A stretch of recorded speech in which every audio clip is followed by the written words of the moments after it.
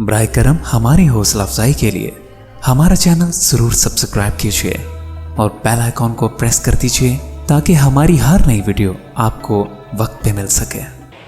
Baryta carb बहुत ज़बरदस्त किस्म की मेडिसिन है जो आप कह लें कि जितने भी अमराज जो मरूसी आ रहे हैं, जो पैदाइशी आ रहे हैं उसमें, और जो बूढ़ों के अमराज हैं, जो बच्चों के अमराज हैं, देखें ये दोनों पर कितना ज़बरदस्त काम करती है। ये जो दरमियानी उम्र है ना उस पर ये काम कम करती है ब्राइटा कार्ब।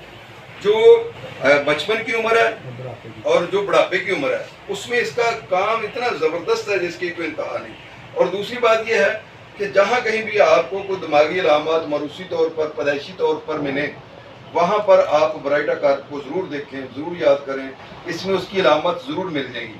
ADHD के हवाले से ब्राइटा कार्ब को तमाम अद्वियात में सबसे नुमाया मुकाम हासिल है।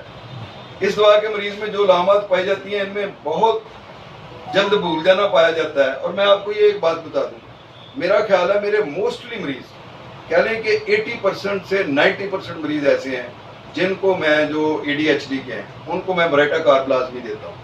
यानी ब्राइटा कार्ब जो है ये दिमाग की आपके की डेवलपमेंट करती है। रमा होम्यो क्लिनिक अब ऑनलाइन चेकअप की सहूलत भी फ्राहम कर रहा है।